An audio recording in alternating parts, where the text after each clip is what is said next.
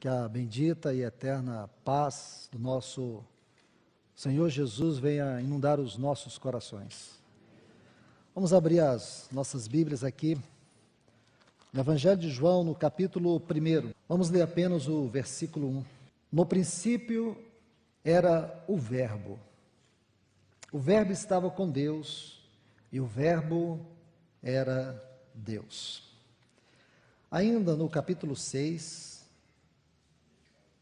do Evangelho de João, versículo 63. O Espírito é o que dá vida, a carne não aproveita para nada. As palavras que vos disse são Espírito e vida. E por último, vamos em Hebreus, capítulo 4, versículo 12.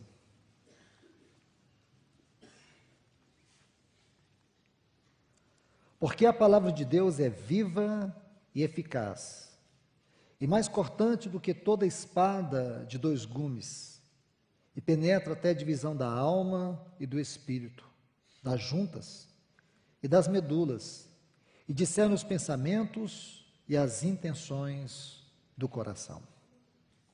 Oremos ao Senhor. Pai, no grande e poderoso nome do Teu eterno Filho Jesus, pedimos que o Teu Espírito Santo encontre aqui em nós o lugar onde Ele possa derramar Sua palavra. Que Ele tenha liberdade de falar a nós.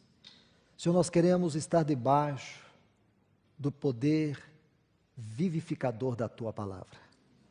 Ajuda-nos, Senhor. Tu nos conheces todas as nossas deficiências, nossas dificuldades. E sabemos que o Senhor tem um propósito especial, específico, em nos reunir nesses dias. Já temos ouvido a Tua voz, queremos continuar ouvindo. Por isso nós te rogamos nesta hora, no eterno nome do Teu sagrado Filho Jesus, venha falar a nós, em nome do Teu Filho Jesus. Amém. Amados irmãos e queridas irmãs, o meu encargo nesses dias é compartilhar sobre Cristo, o Logos de Deus. Eu sei que muitos de nós conhecemos todos esses textos, sabemos da preciosidade, do conteúdo, de toda a beleza espiritual que constitui estes textos. Mas aquilo que o Senhor tem colocado no meu coração para compartilhar nesses dias, visa mostrar-lhes de maneira muito especial a natureza e o caráter do Evangelho, da palavra, daquilo que nós temos recebido do Senhor e aquilo que nós devemos expressar. Infelizmente, para muitos, a palavra de Deus ela tem um caráter puramente religioso e intelectual. Muitos têm tocado nesta palavra sem conhecer sua essência, sem conhecer a sua natureza eterna. Muitos têm tratado a palavra de Deus apenas de maneira retórica, de maneira secularizada. Estes são perigos que têm diluído em nossa vida prática o seu poder, a sua eficácia. Uma das grandes tragédias do nosso tempo tem sido o fato de nós tratarmos a palavra de Deus de maneira puramente literária, ou mesmo histórica, ou quando a tomamos como instrumento teológico, a tratamos de maneira intelectual.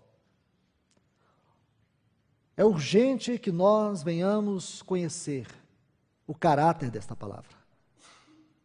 Quando você estuda o livro de Atos, você vai ver a singularidade da vida da igreja e a sua relação com a palavra. Que o Espírito possa mostrar a mim e a você, mostrar o quanto nós temos tratado a palavra de Deus de maneira leviana. Ontem à noite nós pudemos sentir a riqueza dos detalhes que consiste esta palavra. Perceber que mesmo na história daqueles patriarcas, mesmo vivendo num tempo tão hostil em relação ao nosso, onde eles estavam mais ligados à natureza, o Senhor usou detalhes geográficos, detalhes da própria vida contextual de cada um deles, para nos revelar as insondáveis riquezas de Cristo Jesus. Quando nós temos uma mente assim, e tocamos a palavra de maneira espiritual, nós vamos ver que esta palavra não é apenas um livro, e que se temos um livro em nossas mãos, nós a chamamos de palavra escrita, ela tem um objetivo muito maior, que é nos levar a uma palavra viva. O objetivo da palavra escrita é nos levar à palavra viva. E aqui nesses textos nós podemos ver algo. Primeiro, sobre o Logos de Deus. Esse não é um texto tão simples assim. Quando você lê esse texto, você precisa procurar conhecer o que está por detrás dele. Ele tem uma história. Aqui é um simples pescador escrevendo algo que estava muito além da sua capacidade intelectual. Porque este é um detalhe da palavra de Deus. Quando você aprende os caminhos da relação com a palavra de Deus, você descobre algo fundamental. Quando você lê a Bíblia, este livro escrito, que nos foi dado pelo Espírito Santo, este livro que foi soprado por Deus, você tem que obedecer 3 princípios. Quando você lê um texto, você procura a revelação do Espírito no texto. Não deixe o texto de lado. Procure tocá-lo até você obter a revelação. A revelação é a mente de Deus na palavra. Aí você vai para um segundo ponto, que é fundamental. Tente interpretar esta palavra. E por último, faça aplicação prática da palavra. Então são 3 pontos: revelação, interpretação e aplicação. Isso vai mudar a sua maneira de ler, isso vai mudar a sua maneira de ouvir, a maneira de ver a palavra. Você vai sentir um prazer muito grande em gastar horas, dias, meses e anos, às vezes, sobre um livro da Bíblia. Percebendo cada detalhe, percebendo que nos mínimos detalhes Deus está nos falando algo. Porque a mente dele está por detrás de todas as palavras. Às vezes, das pequenas conjunções, das pequenas preposições, está a mente de Deus. Talvez vejamos isso apenas, podemos chamar aqui, do ponto de vista retórico e literário, mas é muito mais do que isso.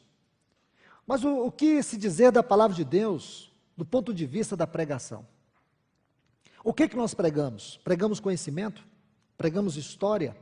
Pregamos informações? Não. Não é o objetivo de alguém que tem o encargo do ensino, o encargo da pregação, pregar história, pregar filosofia, pregar religião, pregar informações. Aqueles que têm o encargo do santo ministério, do Espírito de Deus, é um ministério ao Senhor, prega uma palavra viva. Não somente aqueles que ouvem devem ter fé para receber, como aquele que prega deve ter fé para pregar. Se nós não conhecemos estas verdades, nós vamos secularizar a palavra de Deus. Nós vamos encher as pessoas de um conhecimento intelectual dela, um conhecimento secularizado dela. E o mais trágico de tudo isso é olhar para trás e ver um rastro de morte. Ver a apostasia, ver a frieza, ver a indiferença. Dentro do nosso contexto, da nossa realidade contextual hoje, o que se nota é que muito daquilo que chamamos de entretenimento religioso busca ofuscar o lugar e a centralidade da palavra entre nós. Ela deixou de ter um lugar central. Ela deixou de cumprir o seu propósito, porque nós temos entulhado os nossos corações de muitas coisas e a temos substituído por outras coisas. Por isso eu entendo que o desejo do Senhor é, nesses dias, nos lembrar do real valor da sua palavra. Tanto no sentido literário, essa palavra escrita, que tem como propósito levar uma palavra viva, como também em relação à pregação. Mostrar para nós o grande depósito espiritual que cada um de nós temos recebido. O que Deus tem transmitido a você não tem por objetivo unicamente trazer-lhe informação, aumentar o seu conhecimento, levar você a especular, levar você a investigar, apenas questionar, inquirir. O Senhor tem algo muito mais profundo em tudo isso. Ele deseja tornar você uma expressão da sua voz. Como disse Tito, Deus determinou manifestar sua palavra por meio da pregação. Então Deus determinou manifestar sua palavra por meio da pregação. O que quer dizer é que nós podemos ter muitas pregações sem a palavra. Então Deus determinou manifestar sua palavra por meio da pregação. Agora, por favor, vamos entrar um pouco naquilo que pudermos entrar hoje em relação a esses textos, para que possamos abrir esta semana e que o Senhor encontre caminho para continuar ministrando a nós. João capítulo 1, versículo 1 diz: no princípio era o Verbo. Eu creio que todos nós sabemos que esta palavra aqui no seu original é logos. No Novo Testamento nós vamos encontrar dois termos para aquilo que nós conhecemos como palavra: logos e rema. O objetivo é nos deter mais no logos. Observe isso, no princípio era o logos. E o logos, o verbo, estava com Deus e o verbo era Deus. Amados em Cristo Jesus, observemos alguns detalhes desse texto, porque são muitos, e são detalhes profundos. O primeiro que eu quero chamar a atenção de vocês é nessa frase, no princípio. Você sabe que essa frase, no princípio, descreve um princípio, se é assim que podemos chamar, mas por causa da nossa mente limitada, tem que ser assim. Sabemos que é um princípio, é um tempo antes daquele princípio de Gênesis 1. O apóstolo João está nos mostrando que no princípio era o verbo. Quando você estuda a história dessa palavra verbo, é muito interessante, porque ela vem a nós através de um filósofo grego que morava em Éfeso, chamado de Heráclito. Viveu aproximadamente 400 anos antes de Cristo. Ele foi aquele que primeiro usou este termo. Mas ele teve uma grande influência por um contemporâneo seu, Heráclides, que era um filósofo e astrônomo. Heráclides, naquele tempo, ele foi um dos pioneiros das grandes investigações, daquilo que os cientistas antigos e filósofos conheciam como a visão do grande mundo, ou a visão macrocósmica. Então, quando Heráclides questionava, inquiria sobre isso, ele percebeu que o universo tinha uma ordem perfeita, simétrica. Havia uma harmonia no universo, e que esta harmonia, ela tinha que ter uma causa, ela tinha que ter uma razão, ela tinha que ter uma mente que estava por detrás de tudo isto. Segundo Heráclides, o universo não podia subsistir por si mesmo. Havia algo que o sustentava, havia algo que o governava. Então ele chamou isso de mente, de razão. Esta mente, essa razão por detrás do universo, foi o que depois Heráclito, e não Heráclides, mas Heráclito, chamou de Logos. E eles concordavam entre si que esta mente, esta ordem, esta causa, esta razão coerente por detrás do universo era o Logos. Você entender isso é muito importante. Porque imagine que Deus usa a mente daqueles filósofos para nos mostrar algo. Somente Deus pode fazer isto. Somente Ele é capaz de fazer isto. Quando João toma esta palavra para inserir neste versículo, ela carrega consigo esses princípios. Que este logos é a causa, é a razão por detrás de todo o universo.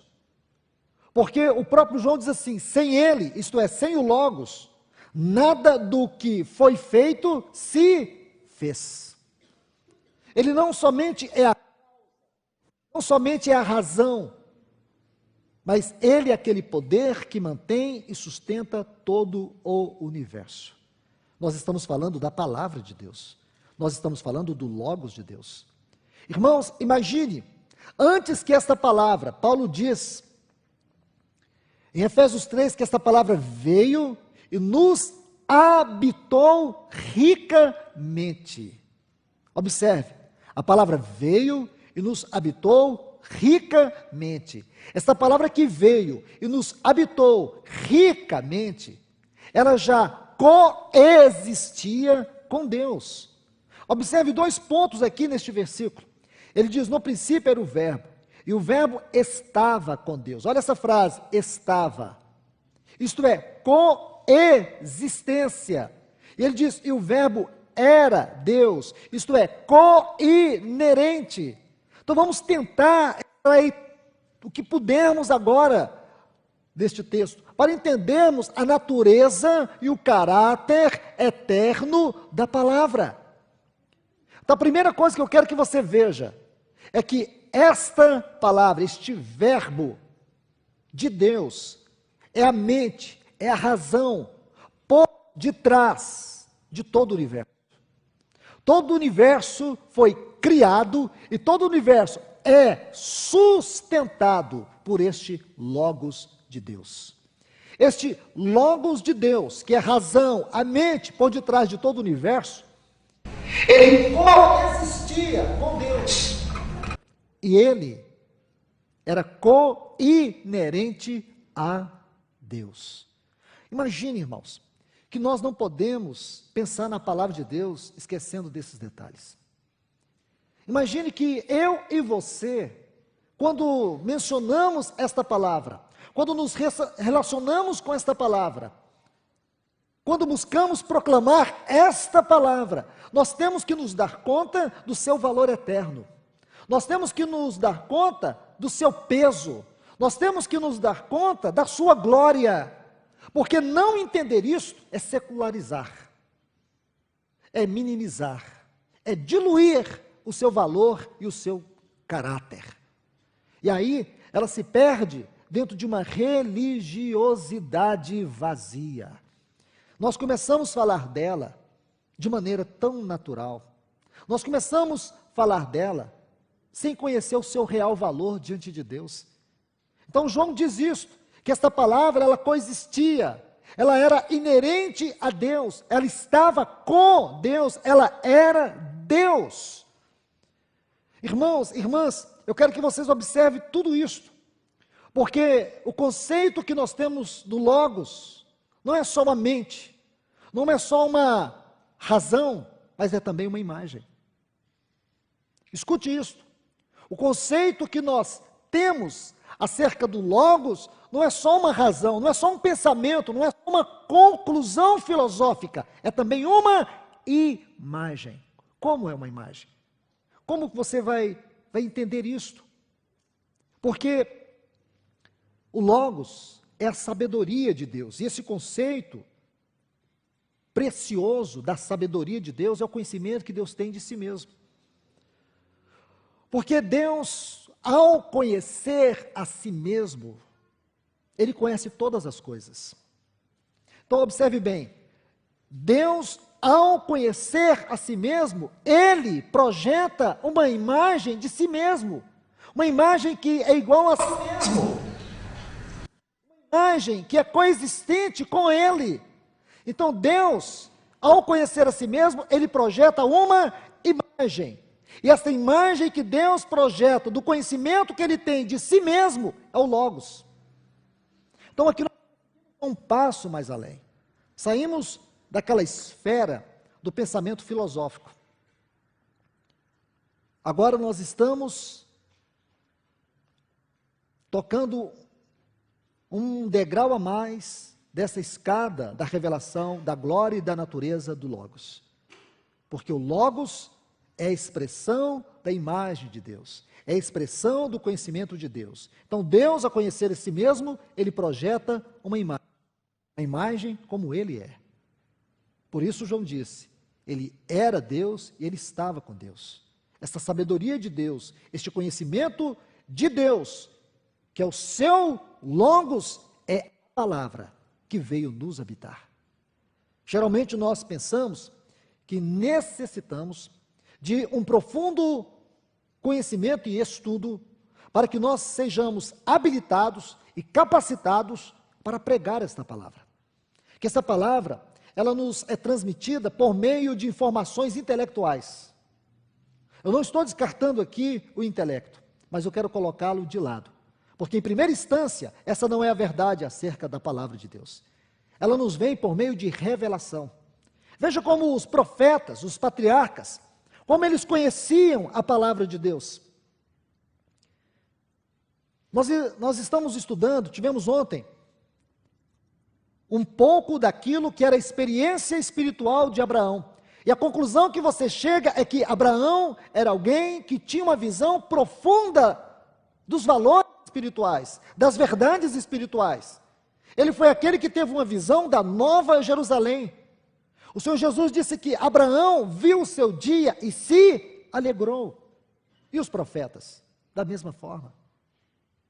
Você vai ver que toda a informação que eles tiveram foi por meio da revelação. E a revelação formou o caráter espiritual no aspecto interior e na realidade exterior. Naquilo que foi formado neles e naquilo que foi expressado por meio deles. Quando você estuda Isaías, um grande exemplo. Estude o livro de Isaías e você vai ver algo tão surpreendente acerca da visão e do conhecimento que ele tinha do Senhor. Aquela do capítulo 6 do seu livro, que é conhecida por todos nós.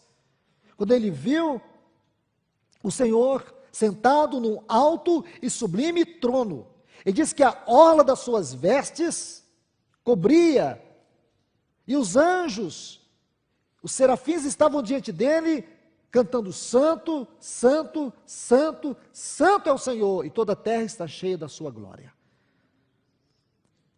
Mas quando você vai para o capítulo 12 do Evangelho de João, o Senhor Jesus, fazendo referência aos escritos posteriores a esta visão, a partir do versículo 10 do capítulo 6 do livro de Isaías, o Senhor Jesus, quando ele vai citar isso, ele diz algo interessante. Ele diz que Isaías disse isso quando viu a ele.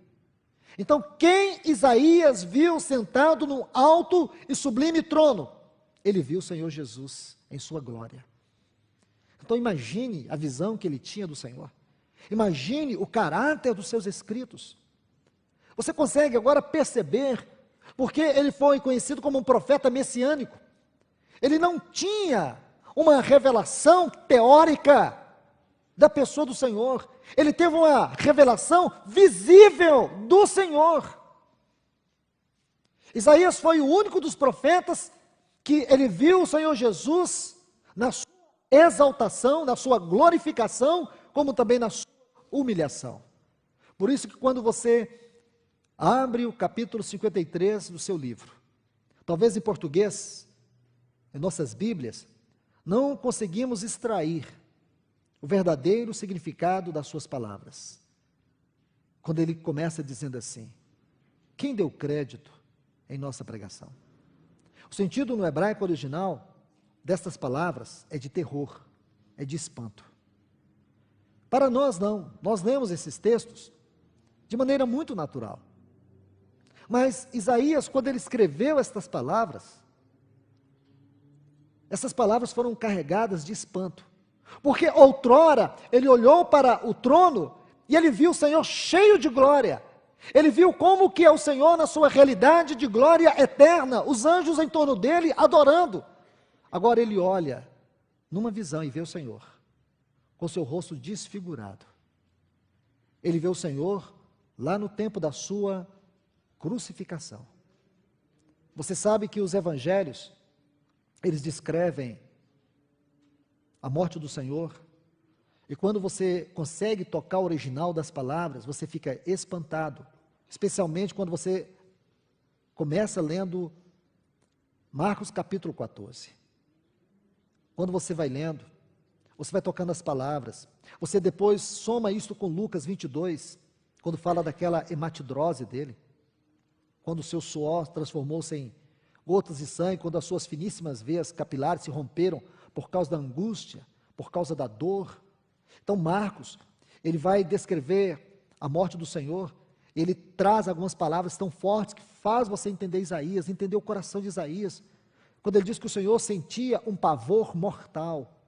Era como se a angústia da morte já o estivesse matando.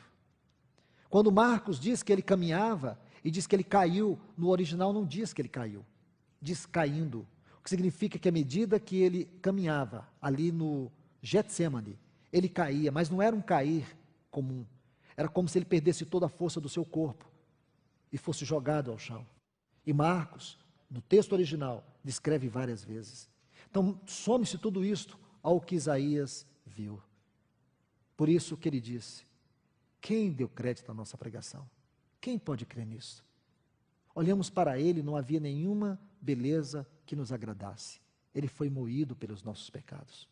Essas palavras tinham peso no coração daquele profeta.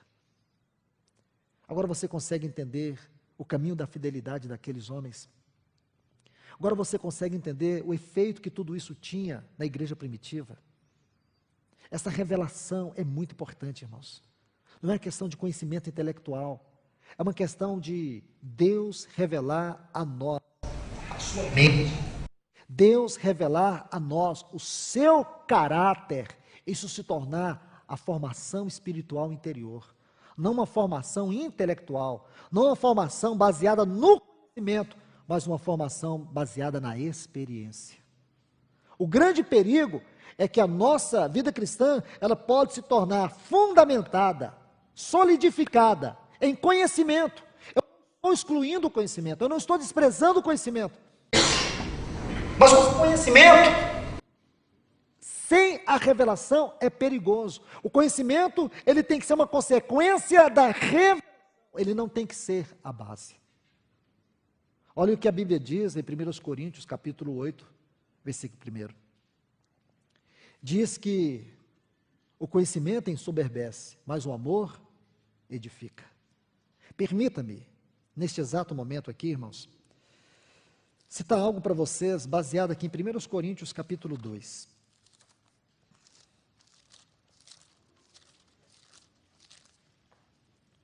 1 Coríntios, capítulo 2.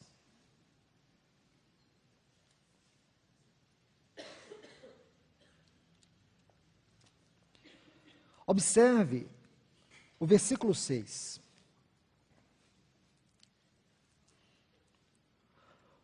Primeiros Coríntios, capítulo 2, a partir do versículo 6. Contudo, falamos sabedoria entre os que alcançaram maturidade. E sabedoria não deste mundo, nem dos príncipes deste mundo. Então, observe bem, ele está falando de uma sabedoria. A palavra sabedoria, aqui, ela tem um significado distinto e especial. Não do conhecimento deste mundo, que desaparece. Mas falamos sabedoria de Deus. Agora observe, em mistério. Porque a mente natural não consegue tocar a realidade, todas as esferas, todo o conteúdo, toda a grandeza, toda a altura, toda a largura, toda a profundidade desta sabedoria. Mistério é algo do coração de Deus, e Ele transmite esse mistério por meio de revelação. Cristo é o mistério de Deus. Lembra, Colossenses 2, se você pegar desde o versículo 1 até o versículo 2, você vai observar que Paulo exagera na quantidade de superlativos para poder falar desse mistério. Então, observe os detalhes ali. Alguns dizem que Paulo cometia tautologia, exagero de palavras, mas não é, irmãos. Se vocês observarem a maneira como Paulo expunha o Evangelho nas suas cartas, você vai ver que, às vezes, ele ficava impressionado. Às vezes, Paulo era tomado de espanto. Às vezes, o seu coração ficava como que assombrado por causa da revelação. E dentro do contexto do seu tempo, Paulo era um dos homens mais sábios, um dos homens mais cultos. Ele diz, escrevendo a Filipenses, que todo este conhecimento se tornou para ele um refúgio, isto é, o lixo do lixo. E isso foi possível por causa da sublimidade, observe, do conhecimento de Cristo Jesus. Não é um conhecimento sobre Cristo Jesus, é o conhecimento da própria pessoa, porque sua pessoa se torna o fundamento do conhecimento da sabedoria. E como esta pessoa se torna o fundamento do conhecimento e da sabedoria? Por meio da revelação. Agora observe, ele diz, mas falamos sabedoria de Deus em mistério, sabedoria oculta, a qual Deus predestinou antes dos séculos para a nossa glória. Então Deus já havia predeterminado, predestinado esta sabedoria, embora fosse mistério oculto. Como nós sabemos, esta mente, esta razão, este logos que coexistia com Deus, agora ele está sendo manifestado através dos apóstolos e dos profetas. Deus tem nos revelado este grande mistério, esta grande sabedoria divina, este grande conhecimento de Deus. Vamos continuar lendo. A qual nenhum dos príncipes deste mundo conheceu, porque se tivessem conhecido esta sabedoria, não teriam crucificado o Senhor da glória. Porém, como está escrito, as coisas que o olho não viu, nem ouvido ouviu, nem subiram ao coração do homem, são as que Deus tem preparado para aqueles que o amam. Observe, esse versículo 9, ele tem sido usado muitas vezes para nos mostrar o futuro, ou a realidade da eternidade no tempo futuro. Geralmente as pessoas tomam esse texto e olham dentro da eternidade, mostram esse texto dentro da eternidade vindoura. Observe o tempo do verbo, versículo 10, mas, olha que conjunção importante, mas, aqui tem um detalhe, mas, Deus nolas, olha o tempo do verbo, revelou, por meio do Espírito, porque o Espírito esquadrinha até mesmo as profundezas de Deus. Amados irmãos e irmãs, venhamos nos dar conta da grandeza desse texto. Veja que coisa preciosa nós temos aqui.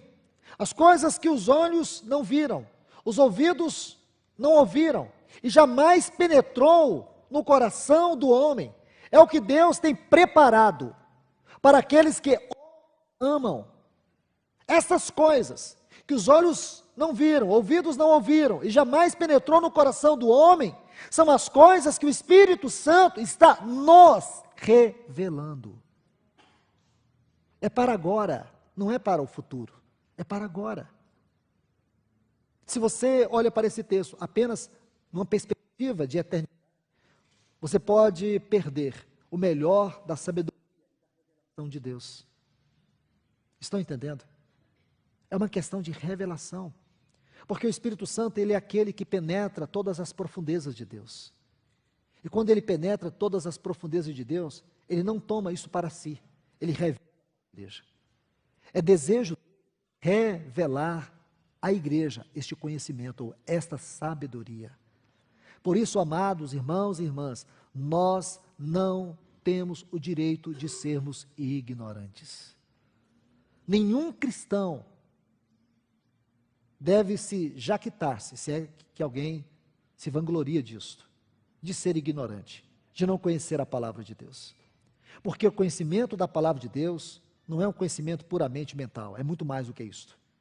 É claro que o Espírito toma a nossa mente, é claro que o Espírito Santo nos traz todo este conhecimento, mas esta não é a base, esta não é a realidade. O propósito do Espírito Santo é nos trazer revelação, porque a revelação é muito mais profunda. Observe Paulo, quando ele vai falar do poder que Deus usou para ressuscitar a Jesus dentre os mortos. Ele poderia dizer apenas uma palavra. E qual a suprema grandeza do poder que exerceu ele em Cristo, ressuscitando dentre os mortos? Eu estou citando Efésios 1, 19 e 20. Então, observe aí, toma sua Bíblia, por favor, um exemplo, para a gente conhecer um pouco do coração de Paulo em relação à palavra, à revelação. Então, Efésios 1, 19, ele diz assim: e qual a suprema grandeza do seu poder para conosco, os que cremos, segundo a eficácia da força do seu poder. Estão vendo esse texto? Você consegue perceber a quantidade de palavras que Paulo usa aqui para falar do poder da ressurreição? Versículo 20, ele diz: o qual exerceu em Cristo, ressuscitando dentre os mortos. Irmãos, irmãs, observe isto. Ele podia apenas dizer: e qual a suprema grandeza do seu poder, ou qual o seu supremo poder que exerceu em Cristo, ressuscitando dentre os mortos. Você estaria satisfeito com isso? Eu estaria. Para mim, talvez não faria tanta diferença. Usar apenas uma única palavra, mas ele usou 6. Quando você estuda cada uma dessas palavras, você empilha uma sobre a outra, você vai vendo que este homem, ele estava como que assombrado. É como se um profundo desespero entrasse no seu coração, não apenas no sentido que ele pudesse ter isso em si mesmo, mas como levar a igreja a tocar essa realidade, a tocar este poder, ou esta experiência.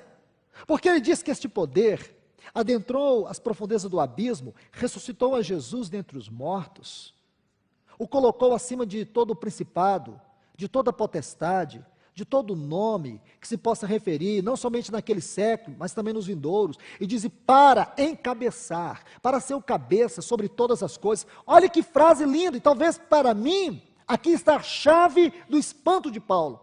Talvez aqui, irmão, se eu estiver enganado, talvez aqui, para mim, posso até estar enganado, mas para mim, talvez tenha sido isso aqui que o espantou, quando ele diz: deu à igreja todo esse grande, todo esse extraordinário, todo este poder indescritível. Ele diz: e qual a suprema? É a primeira palavra.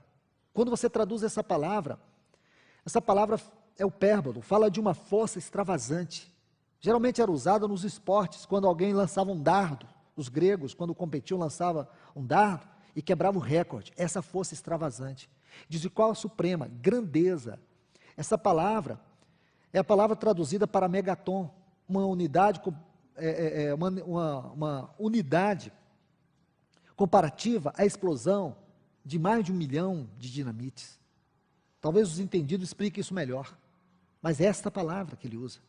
Aí ele diz: do seu poder, aqui tem outra palavra, poder. É dunamis, é a força explosiva da dinamite. Para conosco os que cremos segundo a eficácia. Olha a outra palavra, que exagero, esta é a 4ª palavra que ele usa. Aqui a palavra eficácia é a palavra energia, forças com alvos definidos. A eficácia dá força, outra palavra. Aqui é cracia. Se usava muito nos meios jurídicos naquele tempo.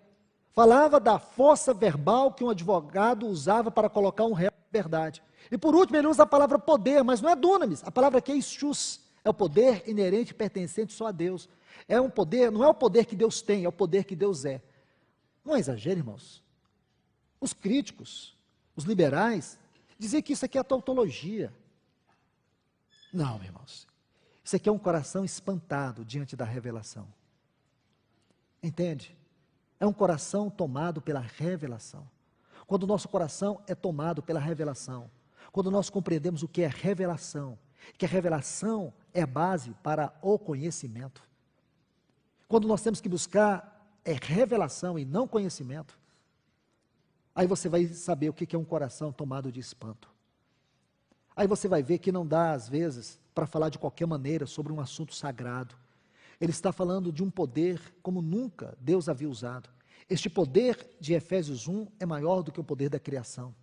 Nunca Deus havia manifestado tal poder. E um dia Deus manifestou. Esse poder tão grande, Deus manifestou, ressuscitando Cristo, ou encabeçando acima de todo principado, potestade, de todo nome, e o dando à igreja, a qual é o seu corpo, a plenitude daquele que completa todas as coisas. Isso não é gracioso demais, irmãos?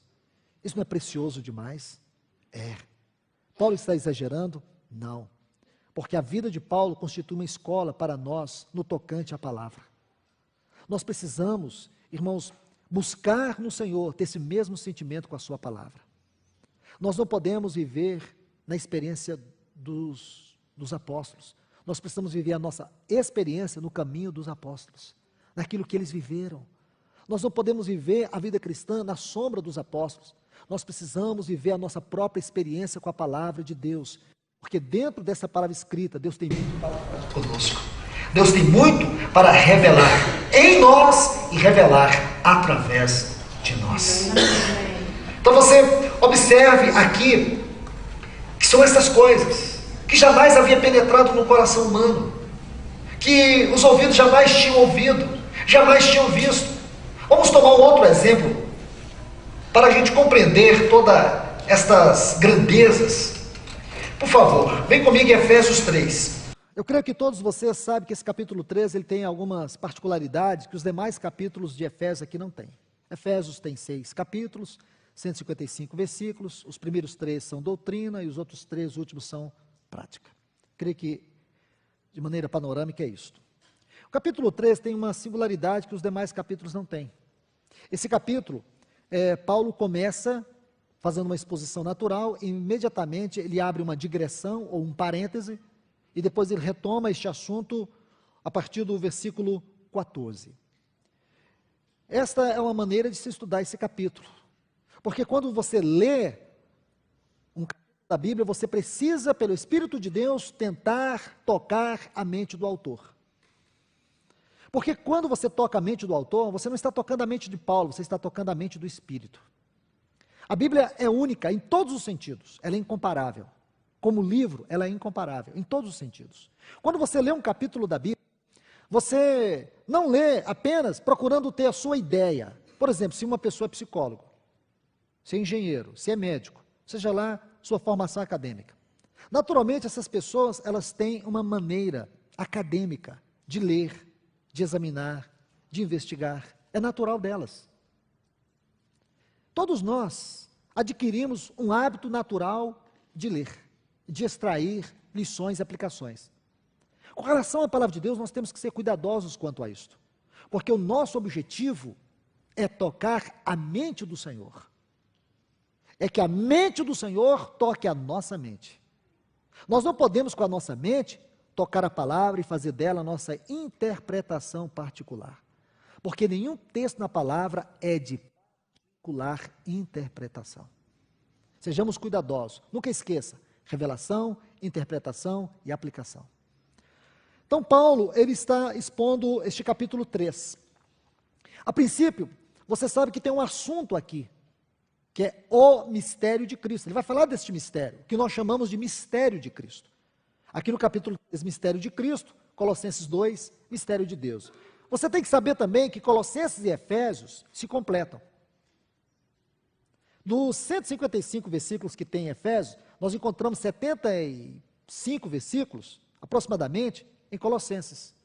Vê que essas duas cartas estão intimamente ligadas? Eu vou repetir. Dos 155 versículos que nós temos em Efésios, aproximadamente 75 deles nós encontramos em Colossenses.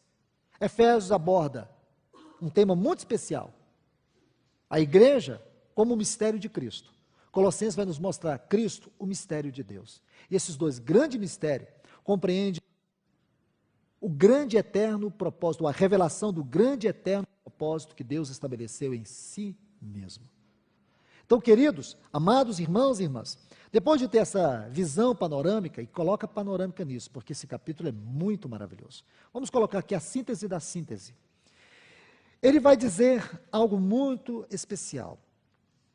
Ele diz, versículo 3, por meio de revelação, me foi dado conhecer, olha o artigo, o mistério.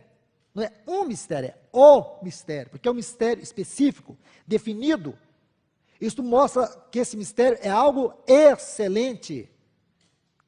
Esse mistério tem centralidade no propósito de Deus. Esse artigo aí diz tudo isso.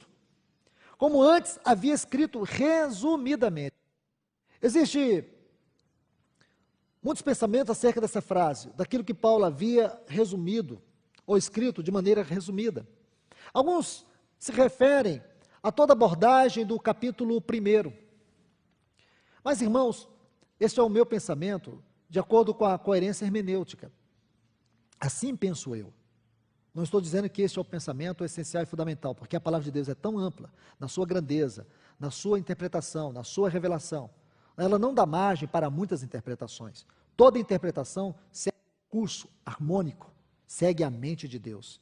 Toda interpretação tem que ser de acordo com a mente de Deus, não de acordo com a mente do homem. Porque a interpretação na Bíblia, ela não é exigida para a nossa satisfação. Toda interpretação da Bíblia, ela deve obedecer à mente e deve ser para a glória de Deus. Não é para satisfazer grupo A, B, C ou D. Toda a interpretação da Bíblia visa a glória de Deus sobre o seu povo. Amados irmãos, ao meu ver, se abordarmos ou se voltarmos aqui, a partir do versículo 20, você sabe que Paulo, ele começa esse capítulo lá das profundezas da nossa pecaminosidade. Ele diz que nós estávamos mortos em nossos delitos e pecados, nos quais andávamos outrora, segundo o curso deste mundo, segundo o príncipe da potestade do ar, do espírito que atua nos filhos da desobediência. Lembra? Aqui são os primeiros versículos. Ele vai falar de tudo isso. Ele vai mostrar a nossa vida lá nas profundezas do abismo. E quando ele conclui esse capítulo, ele nos mostra a nossa vida num plano mais alto. E aqui ele vai concluir esta sessão. Outro dado importante é você entender que não foi Paulo, não foram os escritores neotestamentários que dividiram a Bíblia em capítulos. Houve uma grande contribuição do cardeal Hugo e Stephen Newton. Em 1227, fez as divisões da Bíblia em capítulos. Então entenda isso, para você saber como funciona a leitura de um capítulo para o outro. Aí Paulo diz, versículo 20 do capítulo 2, edificado sobre o fundamento dos apóstolos e profetas, sendo ele mesmo, Jesus Cristo, a pedra principal, a quem todo edifício, bem ajustado, vai crescendo para ser um santuário. Imagine, aqueles que estão mortos em delitos e pecados, agora estão sendo edificados para crescer como um santuário sagrado no Senhor, em quem também vós, juntamente edificados para morada de Deus no Espírito. Para mim, esses textos constituem o contexto daquilo que ele está dizendo, que havia dito resumidamente, porque o mistério de Cristo, ele engloba de maneira perfeita e categórica isto aqui. Porque quando você entende o mistério de Cristo, você não pode esquecer de ler 1 Coríntios, o capítulo 12, versículo 12. Ele diz, assim como o corpo é um, e tem muitos membros, e todos os membros sendo muitos, constituem um só corpo, olha o que ele diz, assim também com respeito a Cristo. Como Paulo define Cristo, neste versículo 12 de 1 Coríntios 12, um corpo constituído de muitos membros. Por isso, é um mistério. O cabelo está no corpo, o seu corpo está aqui. É um mistério. Esse mistério só pode ser compreendido pela revelação do Espírito Santo, aquele que sonda as profundezas de Deus. E ele revela a nós. Amados, observe isto. Ele diz, versículo 4, pelo que, quando lerdes, podeis perceber o profundo conhecimento que tenho do mistério de Cristo. Mistério que em outras gerações não foi dado a conhecer aos filhos dos homens. Como agora, observe essa palavra agora, tem sido o quê? Dado conhecimento? Não, tem sido revelado. Quando você pondera, quando você considera, quando você se coloca diante desta grandeza, da magnitude, da glória, do conteúdo, deste grande mistério, você lembra do versículo 9 de 1 Coríntios 2. Jamais havia penetrado no coração do homem. Jamais os ouvidos humanos tinham ouvido algo assim. Tudo o que se conhecia deste mistério era sombra. Tudo o que se conhecia deste mistério era tipológico. Estude o tabernáculo. Ali é uma escola de tipologia. Você vai ver em primeira instância Cristo, mas também a igreja. Alguns chamam essa doutrina, a doutrina do entremesclar, Cristo e a igreja. Este grande mistério agora, ele está sendo escancarado, ele está sendo revelado. Aí Paulo, por favor, somente aqui, eu quero agora colocar alguns pontos para vocês. Então, primeiro, ele tem essa grandiosíssima revelação deste mistério. Aí, por favor, eu quero que vocês notem algumas frases importantes. Ele diz assim, versículo 8, a mim, que sou o menor de todos os santos, foi-me dada essa graça de pregar aos gentios o evangelho. Olha essa frase, insondáveis riquezas de Cristo. Versículo 9, e demonstrar a todos qual seja, observe essa outra frase, a dispensação do mistério. A palavra aqui, a economia seria a melhor tradução.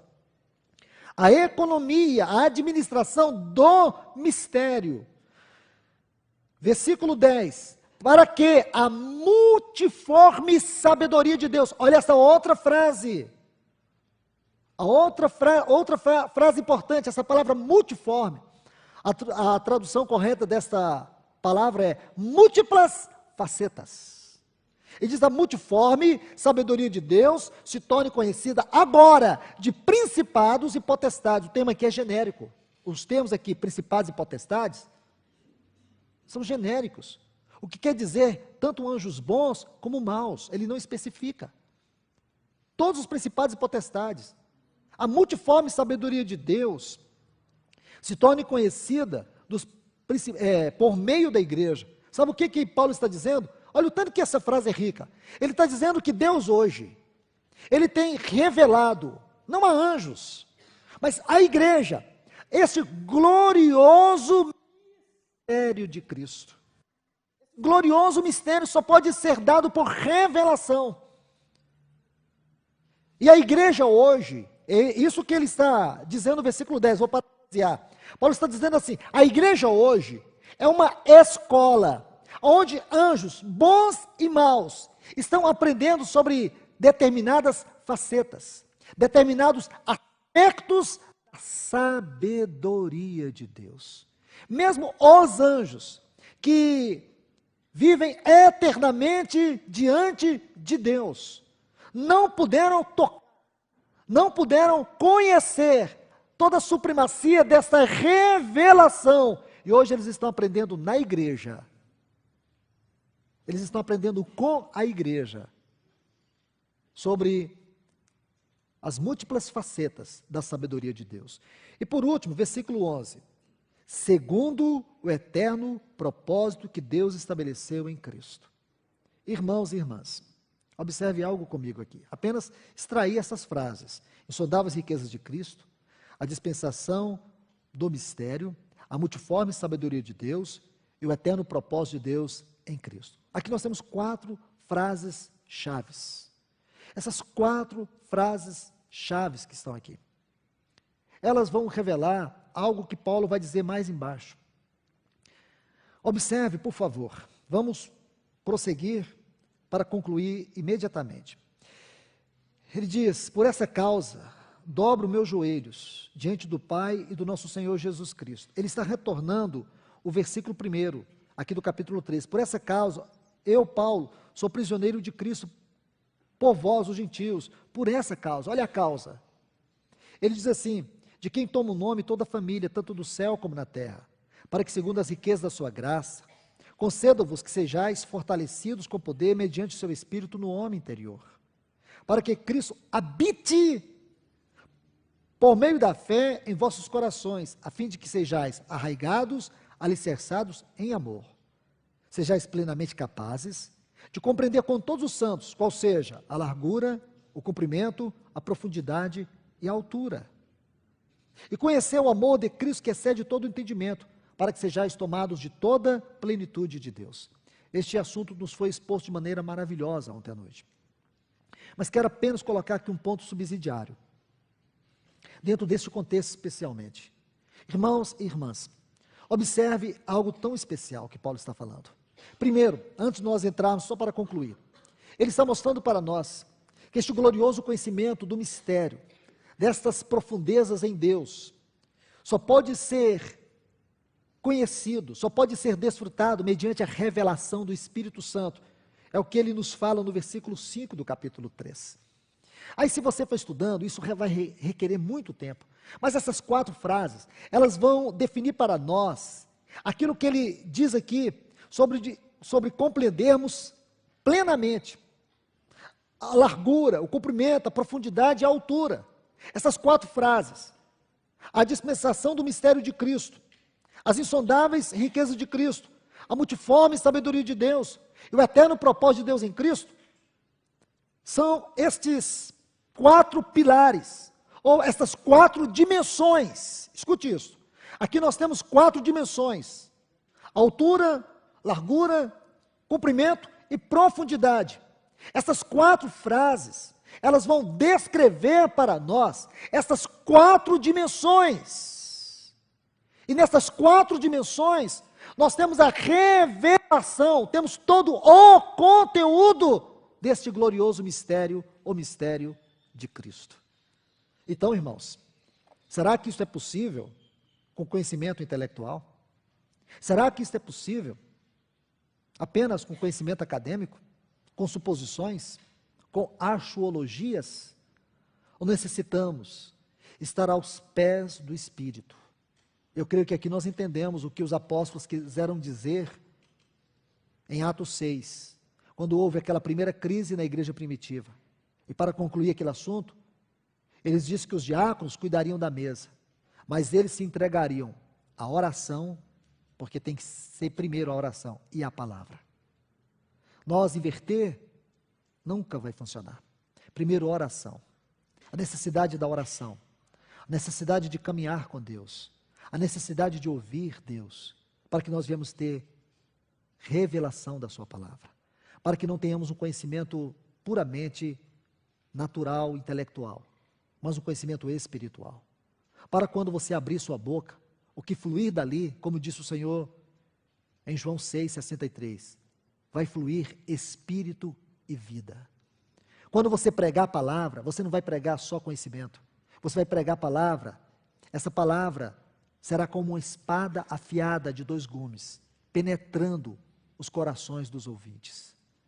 Irmãos, para concluir, Pedro, no capítulo 2 de Atos, quando ele fez, a partir do versículo 14, ele começa a fazer aquela exposição gloriosa da pessoa e obra do Senhor. E quando Lucas vai concluir as palavras de Pedro, ele diz assim: compungia-lhes os corações quando ouvia a palavra. Numa versão está assim: compungiu-se-lhes o coração. Essa palavra é muito interessante no seu original. Sabe o que significa? Perfurar. Perfurar. Se não estou enganado, é Atos 2,17, mas vocês podem me corrigir depois. Atos 2,17. Compungiu-se-lhes o coração, quando lhes ouvia a palavra. A palavra que o termo no original é transpassar. Quando Pedro estava pregando, aquelas pessoas sentiram seus corações transpassados pela palavra.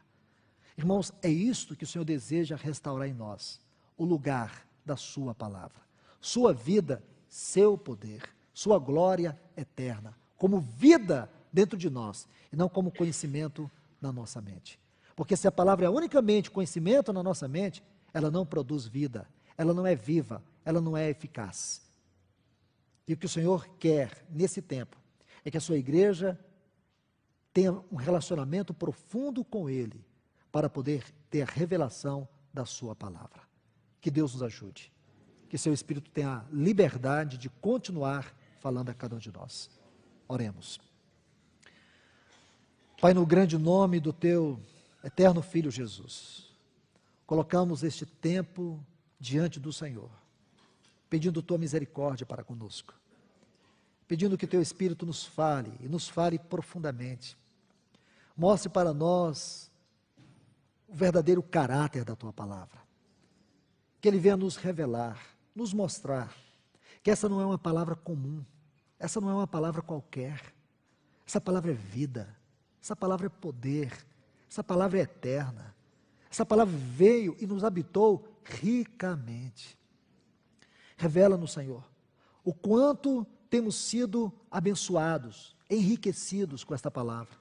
E muitas vezes não sabemos o valor dela. Muitas vezes temos tratado de maneira tão secularizada.